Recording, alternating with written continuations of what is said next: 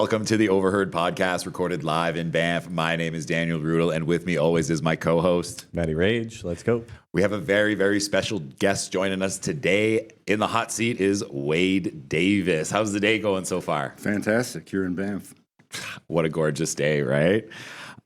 If you haven't met Dave, Wade, and you've never heard about him, Wade is a professor of anthropology and the BC Leadership Chair in Cultures and Ecosystems at Risk at UBC. He's an ethnographer, writer, photographer, and filmmaker whose work has taken him from Amazon to Tibet, from the high Arctic to the heart of Africa. Between the year 2000 and 2013, he served as explorer-in-residence at the National Geographic Society and named one of the explorers of the millennium. With degrees in anthropology, biology, and a PhD in ethnobotany from Harvard, Wade has spent a lifetime documenting the diversity of human culture and the fragile beauty of the natural world. He's authored over 20 books, including One River, The Wayfinders, Into Silence, The Magdalena, works that have reshaped the way we think about exploration, storytelling, and our place on this planet. He's received more than a dozen international awards and honorary degrees, is a member of the Order of Canada, honorary vice president of the Royal Canadian Geographical Society, and in 2018 was named an honorary citizen of Colombia for his decades of work celebrating the country's cultural and ecological richness. This week, Wade returns to Banff to help mark the 50th anniversary of the Banff Centre Mountain Film and Book Festival, sitting down on stage with his lifelong friend Ian Gill to reflect on a career chasing meaning, from the world's most remote jungles to the peaks of human imagination. So, Wade. Well, what about that? Oh, my God. What a resume. What a resume. Like my mother could have written it. How's the festival treating you so far? Well, I just blew in because I was back in Ottawa for the Royal Canadian Geographical Society, and that's a wonderful story. 20 years ago, that was sort of almost like a garden club. And then John Geiger, who became the new CEO, just ramped it up, so it's now a major Canadian institution, and right at the right moment when Canada needs a very powerful voice reflecting our connection to our landscape, our geography. So I was there for the gala, so I just blew into Banff like night before last. Oh, amazing. Cool. So just getting in. Awesome. Wade, I'm not going to lie, you've lived an extraordinary life from the Amazon to the Arctic and kind of all over. When you look back at your own personal life, what set you on this path of exploration? I grew up, like many of us, in a kind of staid suburb in Canada, in Montreal in my case, and a loving family, but a world and a family in which not a lot happened. And at a very early age, I really felt compelled to get out. And partly that was a reflection of growing up in the 60s and so on. But I found that the only way to get out was to say yes to every single opportunity. That was my mantra, yes. And I found myself, in a way, never compromising, And something I really learned that I think is an important lesson for young people is when we grow up in suburbs, the essence of the bourgeois experience is that creativity happens to somebody else. You don't even fix your own pipes. And the real lesson is that creativity is not the motivation of action; it's a consequence of action. You can't create if you don't do. And so, to allow any impediment to get in the way of your creativity is to buy into, essentially, an untruth, right?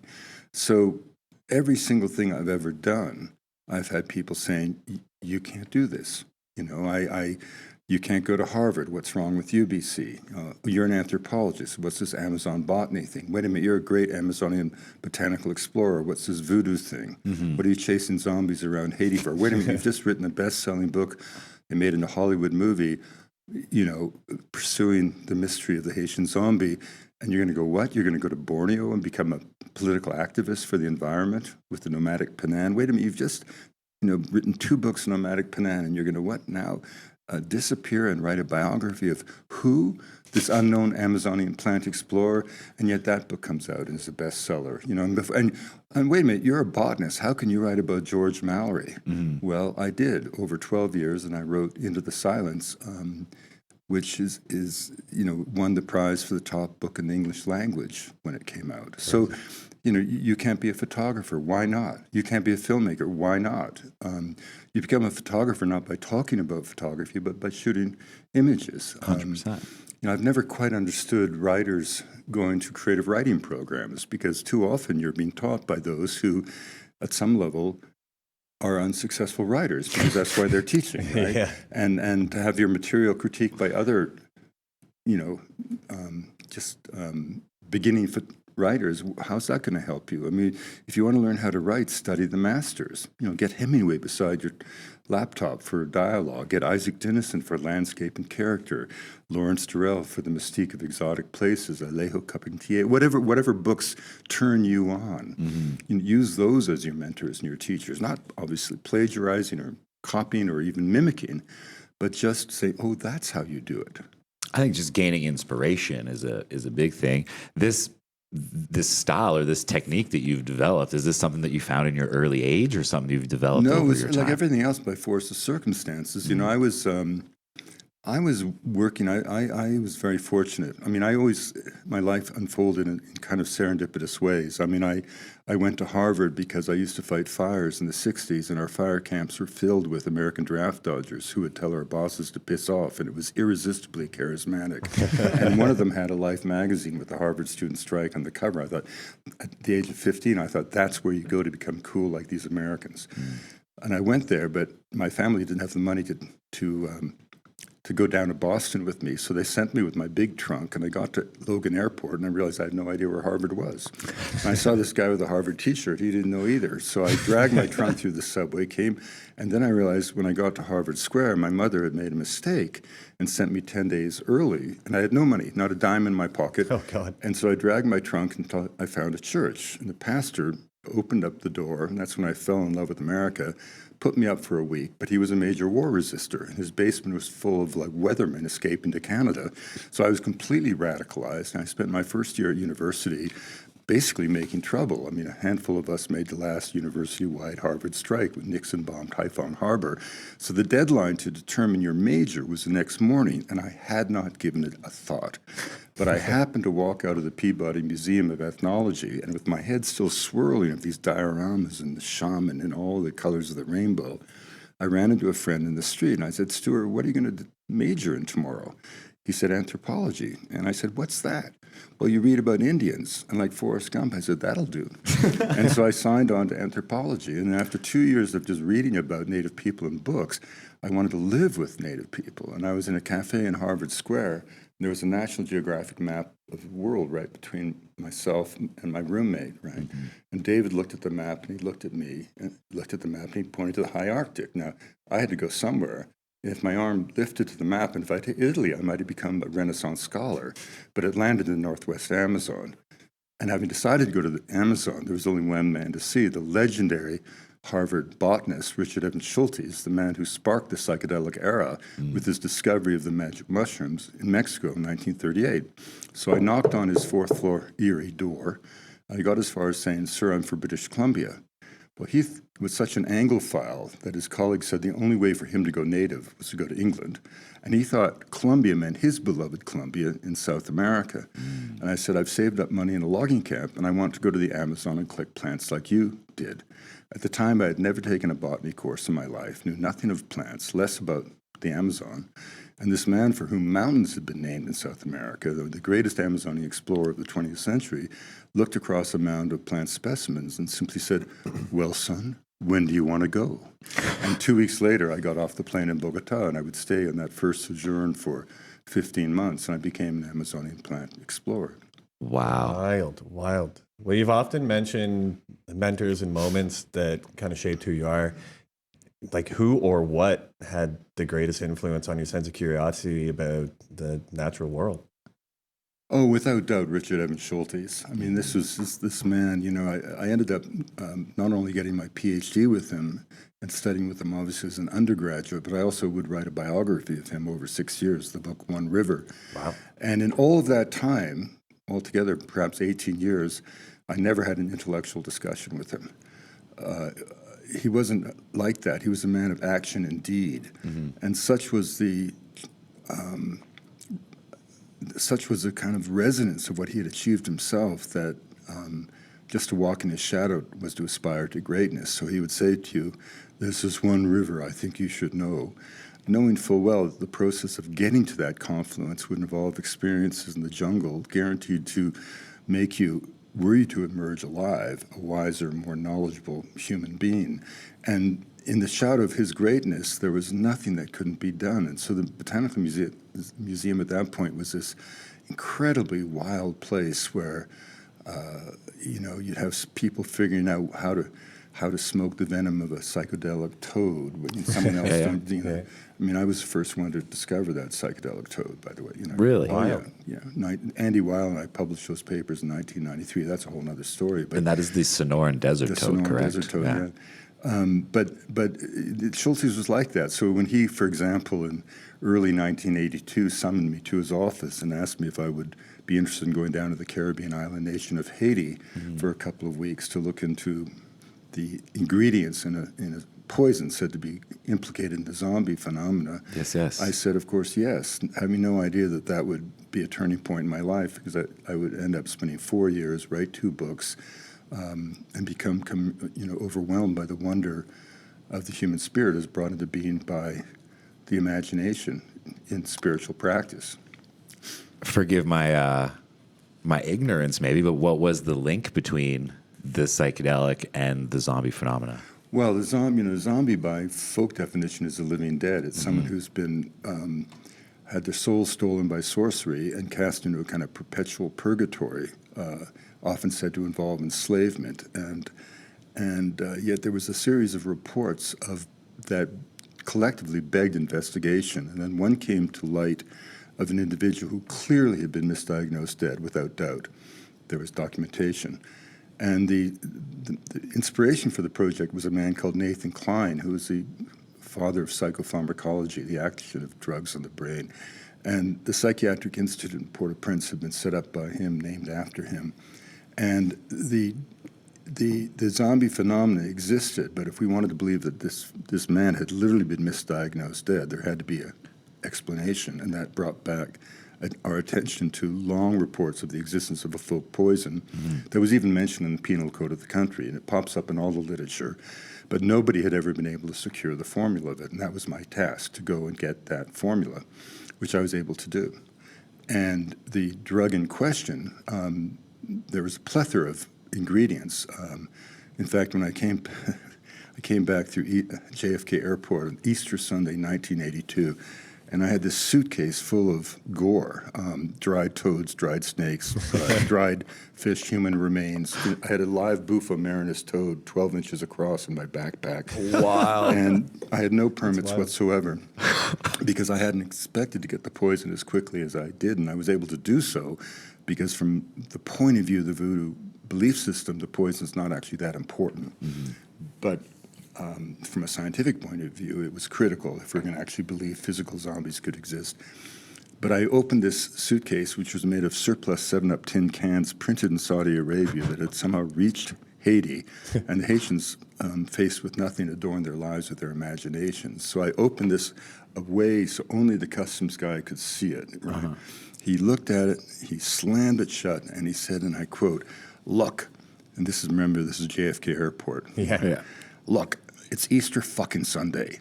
I didn't even want to fucking work today. I don't know who the fuck you are. Just get the fuck out of here."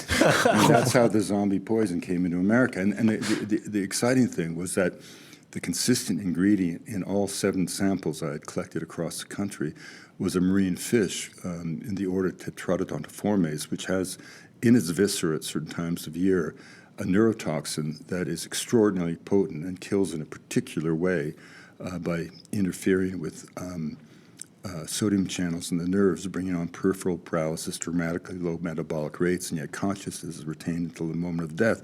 And that same toxin is found in the culinary delicacy in Japan, the fugu fish. Okay. And because of that, there was an enormous biomedical literature explaining just what happens when you get poisoned by this drug.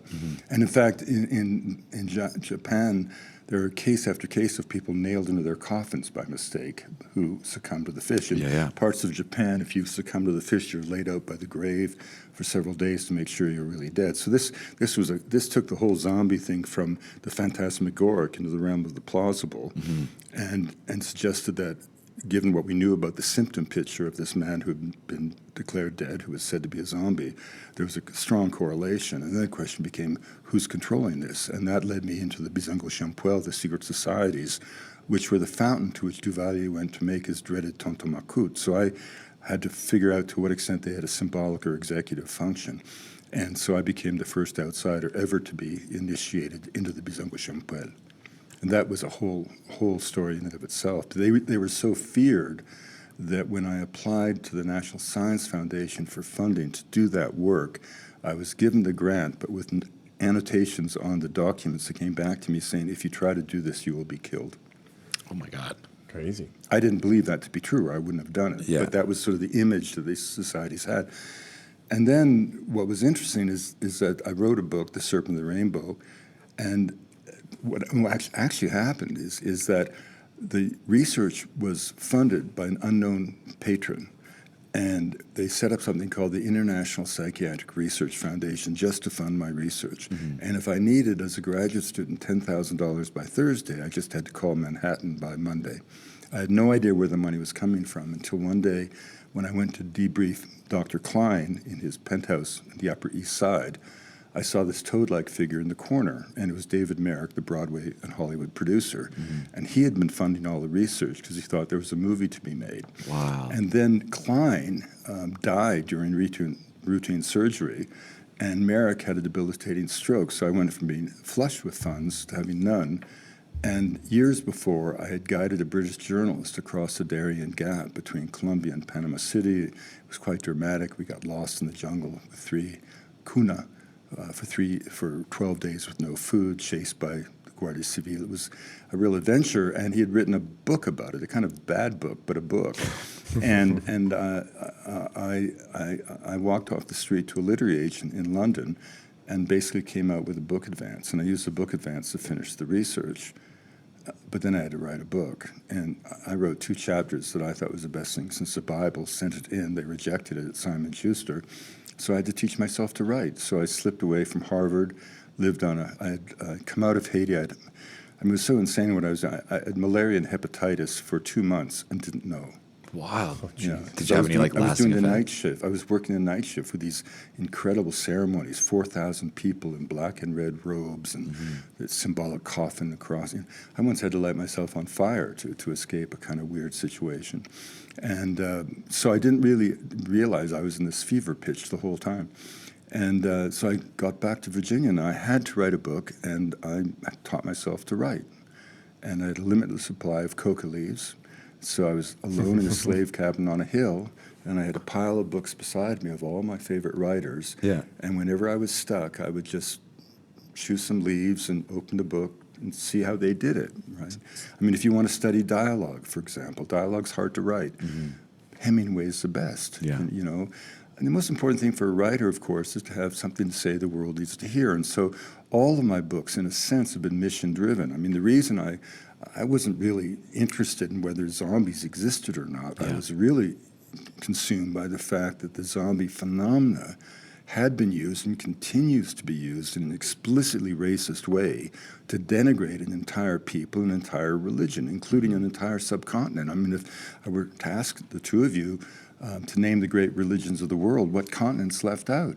Sub-Saharan Africa, as if the people there had no religious beliefs. Well, of course, by ethnographic definition, they did.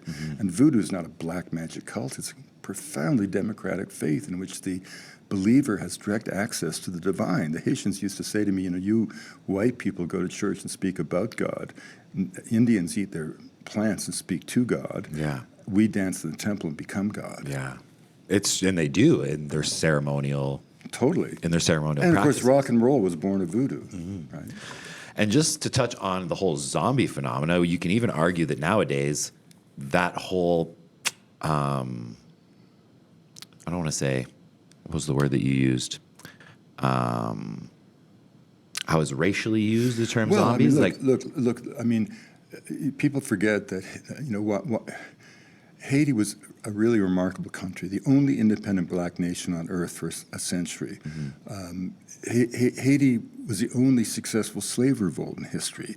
All the forces of imperial Europe, from the British to the Spanish to Napoleon himself, tried to retake that colony because it was the richest jewel of an imperial age. I mean, Haiti accounted for 2/3 of the world's coffee crop, 163 million tons of sugar every year, 5 million of the 27 million inhabitants of France at the time depended on the trade. 4,000 ships went back and forth, and suddenly it all comes to an end at a voodoo ceremony at Bois Caiman, and the plantations burn, and it becomes this incredible revolution.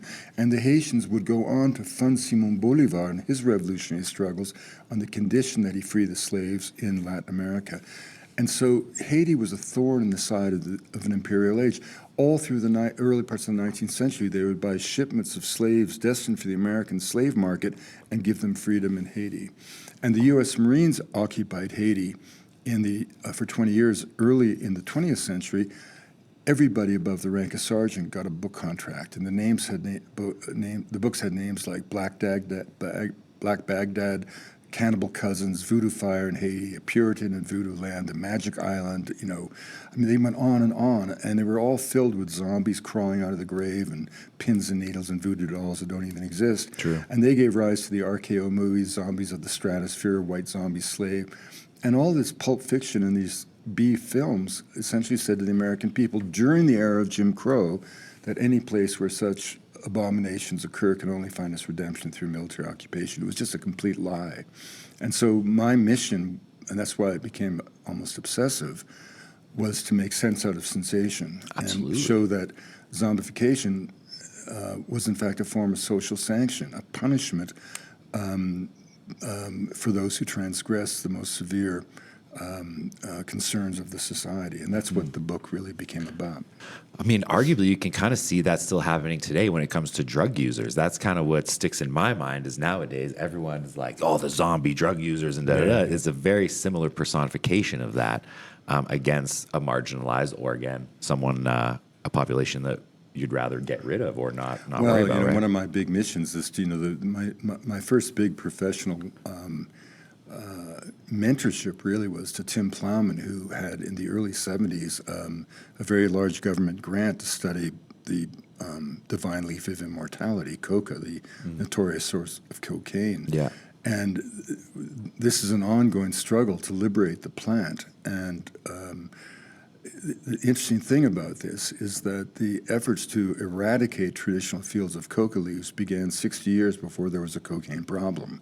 It had nothing to do with the pharmacology of cocaine hydrochloride, everything to do with the cultural identity of those who revered the plant. Absolutely. And so if you look at the literature, and I recently wrote a long essay in Rolling Stone on this, you look at the language being used by the UN officials, the health officials within countries like Peru, Bolivia, Colombia. It is so hideous, so egregiously racist, so oozing of contempt for traditional peoples. And part of that is because these physicians, first of all, it was still an era very much of conquered and conqueror throughout Latin America. And these officials would look up from Lima into the mountains and see illiteracy, social pathologies of one sort or another, hunger. And because issues of land reform and economic justice challenged too closely the bourgeois foundations of their own lives in Lima, they had to settle on a culprit. And the culprit they chose was a plant that more than any other symbolized, embodied, precipitated the social and spiritual solidarity of the Andean peoples, right? And so if you look, the amazing thing is that the same bloody conventions, like the 1961 UN Convention on Narcotic Drugs, that dictate drug policy to this day, were actually written by those same individuals. It's as if we had major international statutes today that we could trace in direct lineage to the pen of Adolf Hitler. Wow. Right? And we are still living by them. And this is why we have this huge international and growing movement to liberate, decouple coca from cocaine. During all those years where they were attempting to destroy traditional fields, None of these health officials did the obvious, analyze the plant to see what was in it. And we first did that in 1975, and we found out that the coca leaves, yes, they had a small amount of a benign alkaloid, not equivalent to the salt once the cocaine's extracted. For sure. And full of vitamins as well, nutrients. It had more calcium than any other plant studied by science, making it perfect for a diet that lacked a dairy product. It had enzymes that enhanced the body's ability to digest carbohydrate at high elevation, perfect for the potato diet. And in one simple assay that could have been done at any time, we showed that this was a plant that had been used with no evidence of toxicity, let alone addiction, for 8,000 years, right? But they didn't do those studies when they could have because they didn't want to know that. We learned that. And as a result, for example, in 1949, when the UN Commission went to study the so-called coca problem at the invitation of the elites of Bolivia and later Colombia, they announced their conclusions before leaving New York. And they announced those conclusions again upon arrival at Lima. And they spent 3 months going around southern Peru interviewing priests and generals and mayors and governors. They didn't speak to one single traditional user of the leaf. And then they went back, and their conclusions were codified in these very conventions that dominate this to this day. In Colombia, there are 230,000 families dependent on growing coca to survive. We have to give them a legal market. For sure. Colombia deserves the tax revenue of an international commodity so that they can pay the cost of peace, having drained their treasury for 50 years to pay the cost of a sordid war that would not have lasted a day without the profits of prohibition. So our first effort is to liberate the leaf so that this. And it's not just that coca is not cocaine. Coca is the most benign, remarkable stimulant, non-stimulant that can help all of our lives. You can't do anything behind coffee. Tea is relatively neutral, but coca is so benign and mild that you don't even know that you're under any influence. You have no sensation whatsoever. It's only the results where by the end of a long day you've realized you've been able to focus, concentrate more, be slightly more creative and way more productive, and still be able to go home and do exactly what you're going to plan to do and start all over again. People always joke, guys, oh, how can you be so prolific? 40 films, 25 books I've written. And I just smile. Yeah, they have no idea.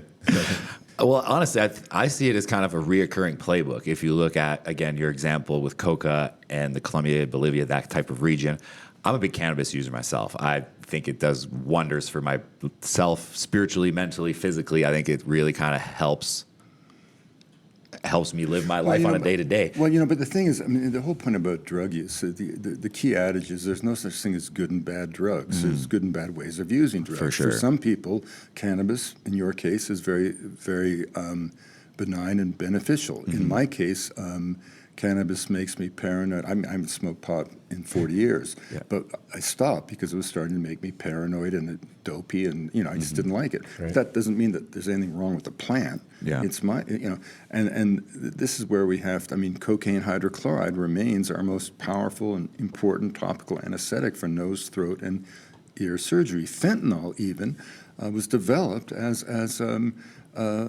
aid for surgery, 100%. And pain relief, obviously. So there's nothing good and bad or good and bad ways of using drugs, and it's also an adage that the purer the drug, the greater the potential for abuse. The first morphine addict was the wife of the man who invented the hypodermic syringe. Yeah. Funny. That's wild. Well, there's almost like I see it as a demonizing of First Nations almost health rituals, right? Like I said, it's. I'm not sure. I don't really think that. I don't believe in conspiracies. Most people can't keep a secret, let alone not a conspiracy. No doubt. It's more that just misguided clashes of belief systems. For example, one of the things I've spent most of my career on is just celebrating the wonder of the diversity of the human spirit brought into being by culture. This is what my mandate was at the 15 years I was at the National Geographic as their anthropologist. And this is based on a simple realization, the great lesson of anthropology, that the world in which you're born doesn't exist in an absolute sense, but is a model of reality, a consequence of one set of choices that your cultural lineage made generations ago. But the other peoples of the world aren't failed attempts at being you or failed attempts at being modern. Every culture is a unique answer to a fundamental question. What does it mean to be human alive? And they answer that question in 7,000 different languages. And each of those answers deserves to be heard, and each one has a right to speak, and each one has something to say, and each one is itself a product of its own history. So, for example, if you look at our way of thinking, dominant, ubiquitous, all-powerful as it appears to be, we can really look back and see that there was a major transition during the Enlightenment when we tried to liberate ourselves from the tyranny of absolute faith, when Descartes said that all that exists is what you can see and measure, in effect, right? We threw out all notions of myth, magic, mysticism, and metaphor, and so the idea that the flight of a bird could have meaning was ridiculed, right? Science made a house cleaning of belief. The triumph of secular materialism became the great conceit of modernity. Okay, fine. That was a great way of liberating ourselves, and it gave us great things: scientific method, allopathic medicine, digital technology, all kinds of good stuff. But we also de-animated the world, and the world became a stage set upon which only the human drama unfolded. And when you have that belief, you're going to have a different relationship to it. So, for example, I was raised on the coast of British Columbia to believe that those forests existed to be cut. That was the foundation of scientific forestry that I practiced in the woods as a logger, and I was taught in school. That made me very different than my friends amongst the Kwakwaka'wakw, who believed that those same forests, the abode of Hukuk and the crooked beak of heaven and the cannibal spirits that a young man must embrace during his Hamatsa initiation to bring moral order to the universe. Now, who's right and who's wrong? It doesn't matter. The interesting thing is how the belief system, as a metaphor, mediates a relationship between the culture and the land and the natural world with profoundly different consequences for the ecological footprint. My godchildren in Peru believe that a mountain is a deity, that they will be directed and informed, inspired, and protected by that deity all their lives, the Apu that hovers over their community. Well, I was raised to believe that same mountain is a pile of rock ready to be mined. It's not important who's right and who's wrong, but the belief system has huge consequences. And so the way that we see the world is a reflection of that. And the important point to make is that, as I said earlier, powerful and ubiquitous as that way of thinking has become, it's not the norm. It's highly anomalous. Almost every culture in the world, certainly the vast majority, interact with the natural world through the metaphor not of extraction but reciprocity. For sure. Some iteration of the basic idea that people owe their fidelity to the earth. I mean, the earth owes its bounty to people, but people in turn owe their fidelity to the earth. So most indigenous people would never think that human beings are the problem. We're the only solution, because it's only through our consciousness that the glory of the earth can be realized, or something like that.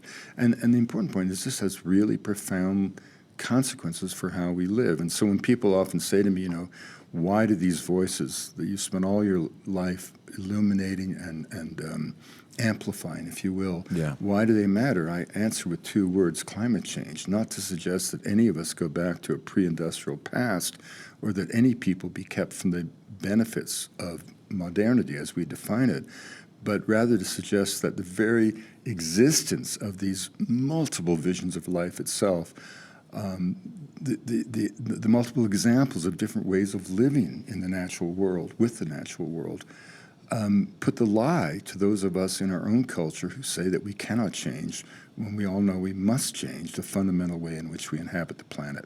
100%. I think everyone, especially at this event, would agree with you on that topic. Spending so much time with different cultures that live so close to nature, like we're just talking about, what do you think the modern world misunderstands about that need for balance? Like we said, maybe between spiritual and... I don't think it's that, it's not like the world misunderstands something. It's that our you can only see the world through the lens that's been presented to you as a child. Right. And so if it's not like anyone's culpable or it's anyone's fault. It's just the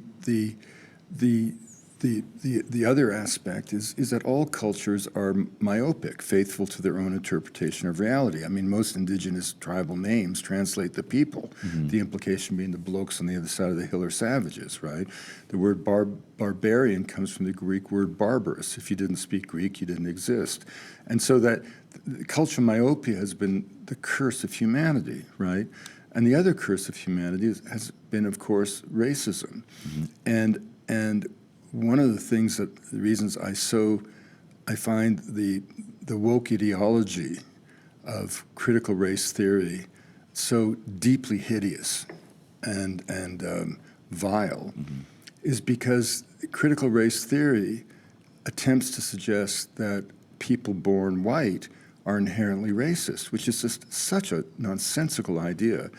And it's a tragic idea because it's also coming along in the very decade in which genetics has determined race to be an utter fiction. Right. Black and white comes down to nothing but sunscreen and vitamin D. Exactly. That's it. That's it. Yeah. It's nothing more than that. And in fact, it's kind of the space shot of your generation. I mean, the two events and scientific events or breakthroughs in my lifetime that will be spoken about 10,000 years from now. The first, of course, we saw from space when Apollo went around the dark side of the moon, and we suddenly had our entire perspective shift, when we saw that blue jewel of a planet floating in space. Now, in 1971, Canada became only the second country to have a Ministry of the Environment. Think about that. Wow. When I was a kid, just getting people to stop throwing garbage out of a car window was an environmental victory. No one spoke of the biosphere or biodiversity. Now those terms are part of the language of school children. But the space shot of your generation comes from genetics, because genetics in your lifetime has shown race to be a fiction. The genetic endowment of humanity is a continuum. We are all cut from the same genetic cloth. We're all descendants, all children of Africa, including those of us who walked out of the ancient continent some 65,000 years ago and settled the habitable world. But the really important point is if we're cut from the same genetic cloth, by definition, we share the same intelligence. And whether that genius is invested in technological wizardry or into the complex task of unraveling the mystic threads of memory inherent in a myth is simply a matter of choice and cultural orientation. There is no hierarchy of progress. That old Victorian idea that we went from the savage to the barbarian to the civilized of the Strand of London, that the European Victorian society sat at the apex of a pyramid going down the slopes to the so-called primitives of the world, has been absolutely debunked by science, shown to be a colonial and racist conceit, no more relevant to our lives today than the notion that clergymen had in the 19th century that the earth was just 6,000 years old. So we're living through this amazing time where science has come to the fore to validate the intuitions and hopes of the philosophers who have always dreamt that human beings were brothers and sisters. And the fact is we are, not in the spirit of hippie ethnography, but in blood and flesh in a story that goes back 1 billion years. Wow. So well said. Thank you so much for bringing that up for us. That's some mind-blowing stuff. You saw my face go wild there during that. You also said that the purpose of anthropology is to make the world safe for human differences. Yeah, that's actually a great quote from Ruth Benedict. It's really interesting. Part of this sort of woke orthodoxy, which I find to be so vile, is that anthropologists were just servants of the crown. Right. And that is such. It's simply so untrue. I mean, yes, in the history of European anthropology, British and French in particular, you had individuals, going into Africa at a time when the continent was being carved up, which is only 1888 after the Congress of Berlin. And yes, they would be in southern Sudan, and yes, a colonial authority would say, well, who are those people we're administering, having sliced up the pie? And so, maybe an anthropology, well, the newer and they're organized like it. But I mean, the idea that the anthropologists were the front scouts of empire is sort of ridiculous. And more importantly, in North American anthropology, it was a completely different game. Here, it was led by Franz Boas, and it began in Canada. Franz Boas was the first to ask what culture meant. He coined the term, the concept of culture as we know it to be. He spent time with the Inuit, and he saw how hopeless he was in a notorious Arctic blizzard where they saved his life, in effect. And then he came to the West Coast and he saw that high civilization could be achieved without the cult of the seed, without agriculture. And all of this just turned him upside down, and he came up with the fundamental idea of cultural relativism, which was the idea that we create the worlds around us. Beauty really is within the eyes of the beholder. Manners don't make the man, men invent the manners, right? And this whole idea.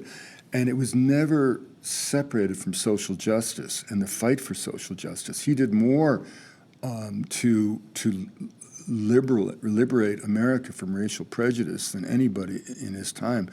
And so, for example, if you the best way to understand this is to imagine what your great-grandfather thought. There is not one single thing. You might love your great-grandfather. You may have heard all about him, or your mother. There's not one thing he believed that you would agree with, and most of what he believed you'd find morally repugnant. His attitudes towards homosexuality, towards women, the place of women, towards the environment. He didn't even think towards race. And if you believe, for example, today, that it's completely normal for two women to come together and have a family, and a good family, as long as there's love in the house. If you think it's completely normal that your Jewish friend would pursue the Buddhist Dharma, if you think it's completely normal that we would view the environment as living a series of interconnected, miraculous events, all this is saying is that you're a child of anthropology. We live today in the social world of their dreams. When I say they, I'm talking about this incredible cadre that came around Boaz, most of them women. Ruth Benedict, who said famously, as you quoted, the purpose of anthropology is to make the world safe for human differences. Margaret Mead, as the incomparable Zora Neale Hurston, who solved, by the way, the zombie problem 40 years before I even heard about it, and no one listened to her because she was a woman and she was black. We live in a world gifted to us by the anthropologists, a world that would be utterly unrecognizable to your great-grandmother, right? And this is a world from which we can draw such inspiration and hope. Your generation has been bombarded by pessimism. I would agree.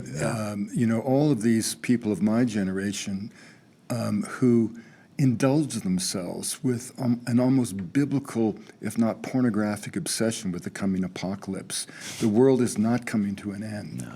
And there's no greater disservice of an elder to a youth to say that it is. And if we are fighting for the well-being of the planet, and climate change is not our only challenge, obviously, although it's a critical one, hope, change never comes about through fear, only through hope. And if we're going to fight this battle, we have to recognize that despair is an insult to the imagination. Pessimism is an indulgence. Orthodoxy is the enemy of invention. We have to be more spirited, proud, excited, driven, determined, entrepreneurial, and cooperative to work together to solve these problems, as human beings have been so successful at doing it in the past. So to me, it's essential that we market or we travel with hope. I'll tell you something my father said, which is really something I've really lived by.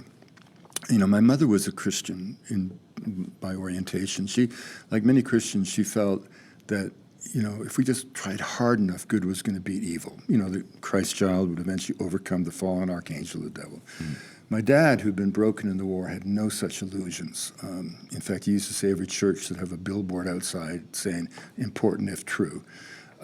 But he deeply, deeply believed in good and evil. And he said to me as a youth, he said, son, there's good and evil in the world. Take your pick and get on with it. And what he was really saying was, good and evil walk side by side, always have, always will.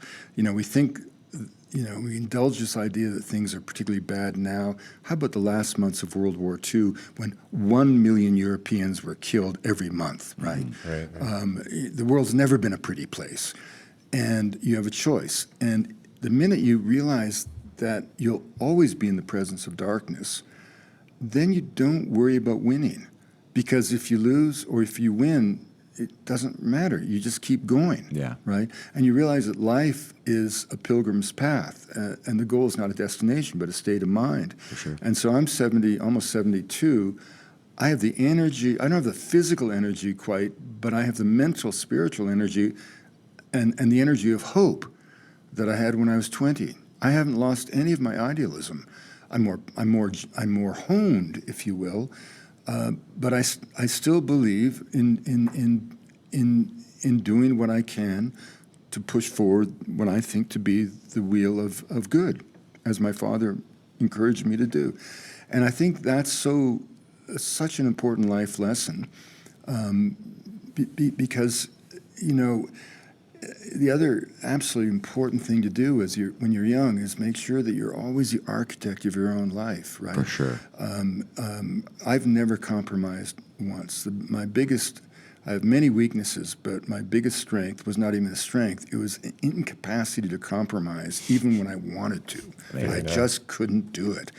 And because of that, I've been completely the architect of my own life. And invariably, if you look at old men and women who are bitter, it's because they look back on a life of decisions imposed upon them. And those who are content in old age are those who look back on a life in which they've been in control of their destiny. Mm-hmm. And that doesn't mean that all your decisions are right. On the contrary, you can make mistakes, but those mistakes aren't mistakes. Because to look back with regret and said, I should have, the worst tense in the English language is a conditional tense. Mm-hmm. I could have, I should have, I would have. No. That mistake is part of what makes you who you are today. Sure. So to deny the legitimacy and value of that mistake is psychotic, because it's denying part of who you are. We're all packages of the whole, right? And so if you just keep focused on being the architect of your own life, and that implies being patient and giving your destiny time to find you. Right. I think people underestimate their own power when it comes to their destiny and pushing forward for what they truly want. I had a moment myself where I kind of realized hey, you are in the driver's seat of your own life. No one's going to do it for you, right? And when it comes to the show, when it comes to life in general, you have to be the captain. Well, but see, that's why another thing I really can't stand about the woke bullshit that's been laid down on your generation is that it celebrates a cult of victimization. For sure. The cult of grievance, the cult of weakness, like, poor little everyone me. else's fault. I once went to, I won't even tell you where it was, but it was, and I won't even name names, but I went to this retreat. I was speaking there. And it was populated by women and men who came off the magazine of fashion. Everybody was beautiful. Everybody was wealthy. Everybody was hip and cool, microdosing while they did their hair. I don't know what. And they all gathered around a kind of tree that became like the Bodhi tree, as this well-known writer who writes exclusively about trauma and victimization rationalize all of their senses of having been traumatized in their life by what my mother did, my father did. Right. My attitude is get over it. For sure. I'm not dismissing by any means those who have suffered serious abuse and meaningful trauma, which can be so tragic and so horrific and so cruel. Don't get me wrong, but this idea that somehow the world owes you something, or that you I get a lot of young people, your generation, not you guys particularly, but your generation, was the generation of building up the CVs to get into college, right? So you grew up with programs like, I built a church in Guatemala, I worked on an archaeological site in Alberta, and so it's all part of your CV, and so that you get through the college thing or high school or whatever you do, and then you sort of think of the world as like programs you sign up for. So I get so many young people, and I, by the way, answer every email I get from a young person, because to not do so is to slap them in the face, because they're actually not asking what they think they're asking. They're really saying, am I somebody? Yeah. Can I reach out to someone I admire? Will I be acknowledged? And of course, you do want to acknowledge. And, That's valiant. but so many of them are like, how do I get to be you, in effect? How do I get to be a National Geographic explorer? How do you get to be anything, a writer? Well, if they actually knew, they'd go right to law school. It wasn't easy, I suppose. In retrospect, I just did it. Mm-hmm. How do you become a botanical explorer in the Amazon? What program do I go to get to be that? And the answer is the program is your own two bloody feet. Yeah. Get off a plane, go to the jungle, and start collecting plants. Honestly, Create that's your what own I program. did. Create your own program. And I think, I think part of the coddling of the American mind is a little bit not realizing that people have to seize their own agency. They have to be architects of their own lives. They have to risk. They have to jump off cliffs. And that, my old friend Terence McKenna said the great lesson of the sage is you jump off the cliff, you don't land on a rock, you land on a feather bed. The world exists to lift you up, not put you down. Everything I've ever done has been, how can you do that? Why do you have to go to Harvard? Oh, you're an anthropologist. What's this botany thing? What's this? You're a zombie guy. What's this? I said that earlier in our conversation, and I just never listened to those voices, right? And in retro, and don't get me wrong, it's not like I haven't gone through periods of incredible depression or angst or uncertainty.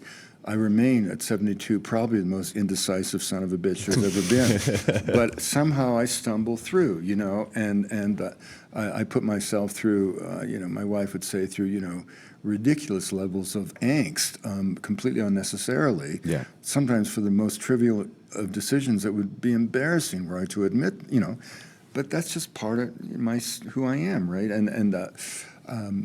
But at the same time, I've never. I'll tell you what, though.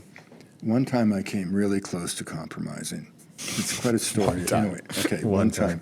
What happened is, I would come out of a logging camp, and I had gotten a degree from Harvard, and I had been 2 years in the Amazon. I just didn't know what to do. Felt a lot of societal pressure to know what I wanted to do. And one thing you always have to remember, that getting into a vocation is a little bit like getting into a marriage. Easy to get into, hard to get out of, right? Mm-hmm. If you go to that law school or medical school, for example, or even business school, because you think you should do that, it creates a certain momentum that can be hard to break, and you can end up quite miserable. But in this case, I applied to graduate school in botany and law school as if they were the same thing. I was so desperate. And happily, my sister was a lawyer, and she was articling for a posh law firm in Vancouver, and I went to pick her up one afternoon. Mm-hmm. And the elderly receptionist was a beautiful woman behind the counter. And she looked at me and she said, "Are you Karen's brother Wade? You just came back from the Amazon?" "Yes." "You eat all these weird plants?" "Yeah, that's me." "You follow me." And she took me by the hand and walked me back through the law library, where she had put up a ladder, and she ordered me up the ladder so that my face would come, face to face with an old lithograph of a 19th century British solicitor. Hooked nose, wig, big fat belly, Oh, yeah. And she bellowed from the bottom of the ladder, "Is that you?" And I screamed, "No!" Came down the ladder. She literally took me by the hand. I didn't know her from anyone, and took me to the front desk and pointed to the phone. I picked up the phone, called the law school, retracted my application, and went back to work with Schultes at Harvard. Amazing. So maybe another big influential moment for you in your life. My fairy godmother. Earlier, when we spoke a little bit, touched on climate change, and you mentioned the need for cooperation in order to move forward. Do you think that's still possible in this current global climate? I think that's part of our problem, is that we're now having the 30th COP gathering in Belém, the 30th since climate change was identified in 1972 in Stockholm as an existential problem. It's obvious the nation states are effectively incapable of coordinating in such a way. But I think the good news is that the obsession with getting to net zero we know it ain't going to happen. But the good news is that maybe it doesn't have to happen in one sense. The single most important thing we can do for climate is not, I mean, by all means change your personal habits. I mean, obviously, individual moral decisions or ethical decisions, once they become embraced by the collective, have a force of their own. That's how social change happens. But if we all stop getting on airplanes, for example, it's not going to stop the 80% of the world who have never flown from getting on an airplane. Right. We're going to have by 2040 something like 42,000 new jetliners in the air. We were talking about that the other day, actually. So what can we do about climate? The single most important thing we can do for climate is liberate women and give them control of their bodies and economic opportunities. Why? Because whenever that happens, reproductive rates drop. And when the reproductive rate drops below 1.5 for 2 generations in any country, the population is cut in half. South Korea right now is 0.8. Most of the world is approaching 1.5, even India and China. And so what it really means is that your grandchildren, or maybe your great-grandchildren, are going to live through the greatest demographic collapse in the history of humanity. Wow. So the global population in their lifetime will precipitously collapse and probably drop down 30 to 40 to 50%. And that's not something being driven by public policy, by governments, by ideology, by pop culture. It's just happening. So that's the single most important thing we can do. And then there are other things we can do. I mean, 8% of global emissions come about from food waste. Right. You know, Americans throw out over 106 billion meals a year, right? So that, you know, there's very concrete things we can do. And the other thing is that it's already happening. I mean, emissions are collapsing dramatically. Technology is coming to the fore. Change is never maybe as fast as we think it needs to be, but it is nevertheless occurring at an astonishing rate. I mean, think of it, guys. I mean, my lifetime, you know, it's really cool to talk about. I mean, I don't mean to keep sort of invoking me being older than you, but I mean, it's like, you know, you can't imagine how inconceivable it was when I was at the forefront of the gay movement. I mean, I wasn't gay, but my best friend was. He died of AIDS. I had dozens of guys who died of AIDS. If you had told me just as recently as the 1970s that gay marriage would be acceptable and legal, I would have said, no possible way. Fair. Lifetime of my mother, if she was alive today, would have been running Hewlett-Packard. Her life was crushed by the circumstances of women post-World War II, when Rosie the Riveter became Betty Crocker, and they were driven back into the kitchen, crushed the spirit of women, destroyed my mother. If you had told me today that women would go from the kitchen to the boardroom, as they have, if you told someone in the American South, as recently as the 1960s, when kids were beaten for trying to go to integrated schools, that we would have a black president in the White House. So you know, we've gone through these unbelievably optimistic changes. I mean, you know, the level of well-being, the level of education available to people. I mean, in a way, we've never lived in a better time, right? So it's important that we. I mean, one of the things I feel very sad. I mean, you know, I see it with no disrespect, but as a sort of emblem of where we're at is the lionization of Greta Thunberg, right? Right. But if you actually look at her own biography as she's described it to be, she was a 9-year-old girl who heard that the world was coming to an end, and she didn't know why parents weren't doing anything about it. It drove her really to distraction. She stopped eating and lost 22 pounds. She stopped speaking, developed selective mutism, obsessive compulsive disorder, and then she went on her hunger strike. And she was calling for the immediate cessation of all carbon emissions, which, if implemented as policy, would have meant the death of millions of people. For sure, no doubt. And then each year, as her rhetoric becomes more strident, she's been celebrated 3 times, nominated for the Nobel Peace Prize, cover of Time magazine. I mean, absolutely lionized as a spokesperson for a generation. Yet when I look at her youthful, even porcelain face, I still can't help but see, as a father of daughters, and I'm not being patronizing, the face of a terrified child, certain that the world's coming to an end. Now, I'm not saying that in any way to undervalue her activism or show any disrespect for her as an individual, but I do hold my generation in contempt for creating a situation where by all serious polls, a huge percentage of your generation is afraid of having children, where a huge percentage of your generation or younger literally go to bed with nightmares that the earth is coming to an end. What kind of bullshit is that to lay on our children? Even as we turn around and say to you guys, oh, the world's fucked up, it's up to you to fix it. I mean, that's like the commencement speaker, at college who says, well, great, you're graduating. Yeah, good luck. It's a real mess out there and you're going to fix it. Why? We're the ones who fucked it up, I mean, come on, give me a break.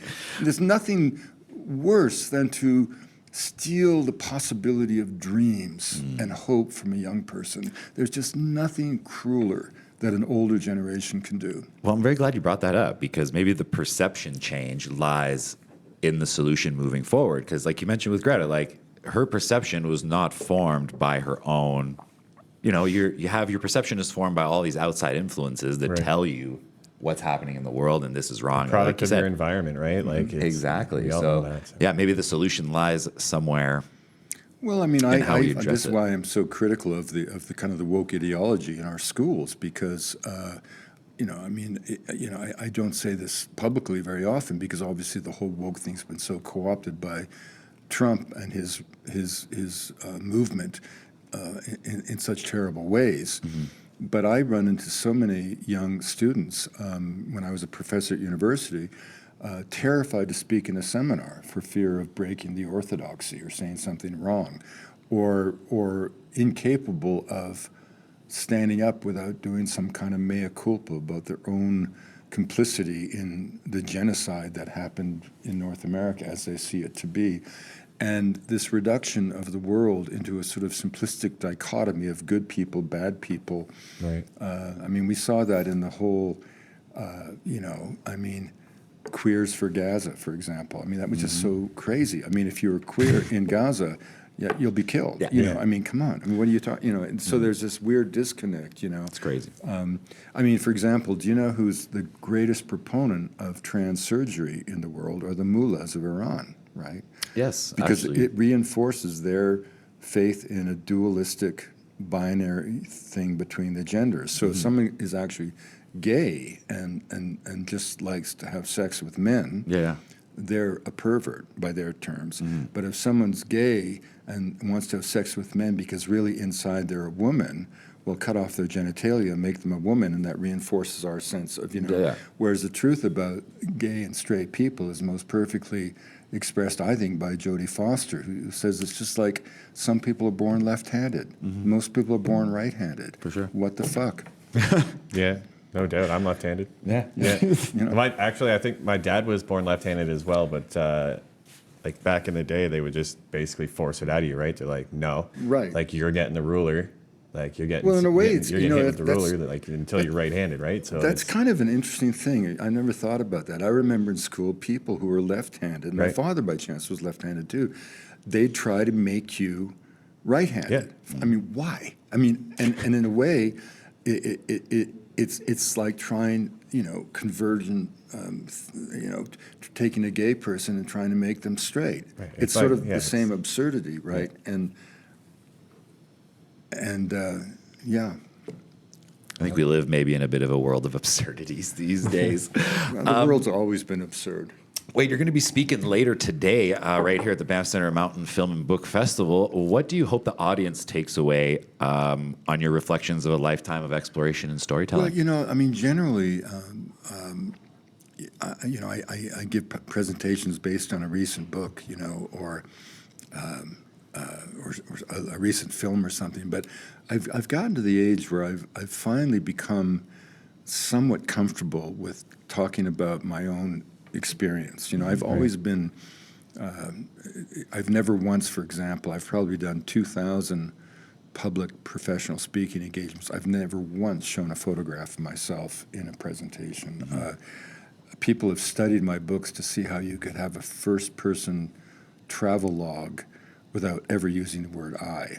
Like in my book Magdalena, it's a personal travel log, an exploration of viewing Columbia through the lens of its Mississippi, the Magdalena River, 400 pages long. And as an exercise for my graduate students, I did a search and found out that I used the word I just 40 times in a 400-page book of first-person travels, and most of those I's were in the preface, right? Because if you're a good writer, you don't need to put yourself there. I mean, if you describe that building and the sun coming through this window and the trees between us and the building in a sufficiently evocative way, the reader has to know that you were here by definition. I don't have to say, I was looking through the window. Right. Yeah. No one cares about I. So I always say to writers of nonfiction, try as an exercise. It makes you a better writer to deliberately not use that. I mean, the cheapest form of narrative is, that's why, Levi-Strauss called travel books grocery lists and lost dog stories. That's why most mountaineering books are so boring, because it's like what you had for breakfast before you climbed the ice, Fair, unless tragedy happens, it's just, But tonight, I think Ian wants to kind of do a kind of, and it's something that young people have become more and more appreciative. Like I have an essay in a new collection of essays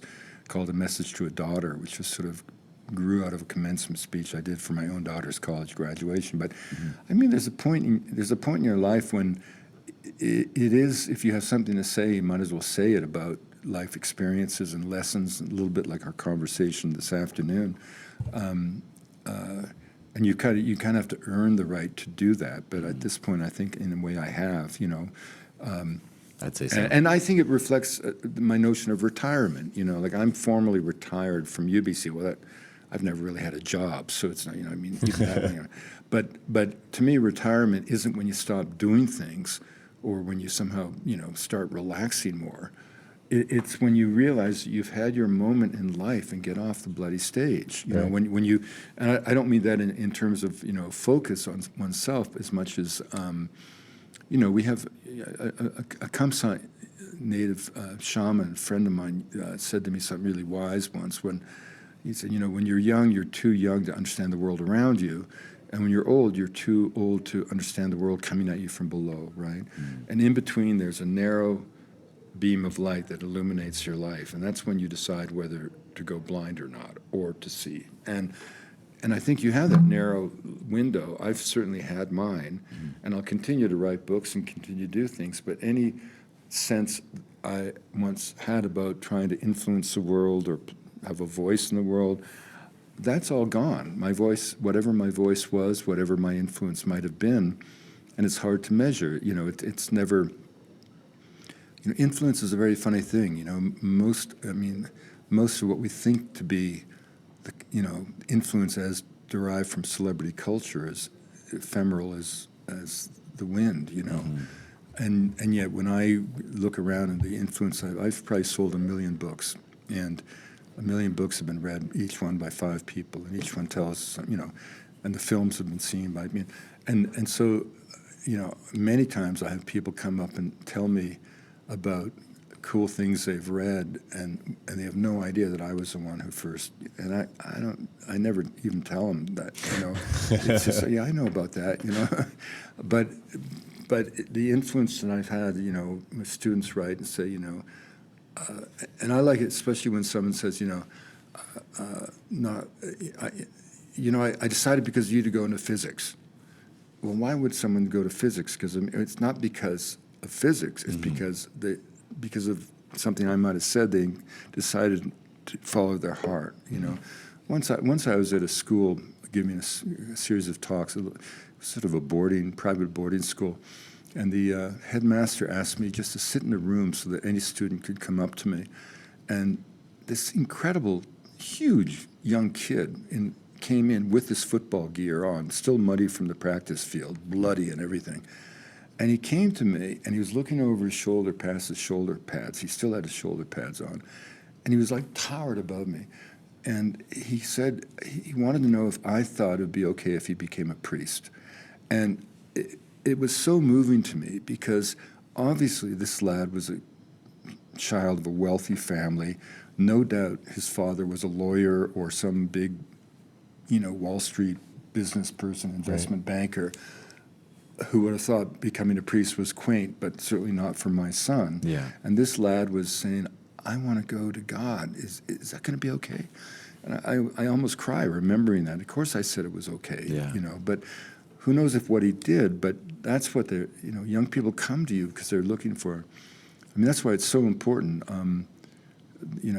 We all can point to a few moments in our youth when we reached out to those we imagined, and they opened up their hearts to us, and you walk away floating on air. I would agree. And that's what I try to do with young people: is fire their hearts and leave them kind of infected with the virus of tolerance and the possibility of hope. We kind of took the last question, or my next question, right out of my mouth would be, what would be your advice to anyone that's been inspired by this conversation, that's embarking on their own journey to find their life's purpose? Follow your heart, never compromise, be patient, and give your destiny time to find you. Great advice, great advice. Well, we wanted to end kind of on a bit of a more philosophical question. For you, Wade, after exploring and the knowledge that you've gained, do you believe the most interesting discoveries still lie out there in the world or within ourselves? I think that's a great question. I mean, the age of physical exploration of the Earth, on the one hand, you could argue that it's coming to an end, but on the other hand, a vast percentage of the surface of the Earth has never been visited. Right. The ocean floors, Right. The ocean remains completely unknown to us. I do feel that it's I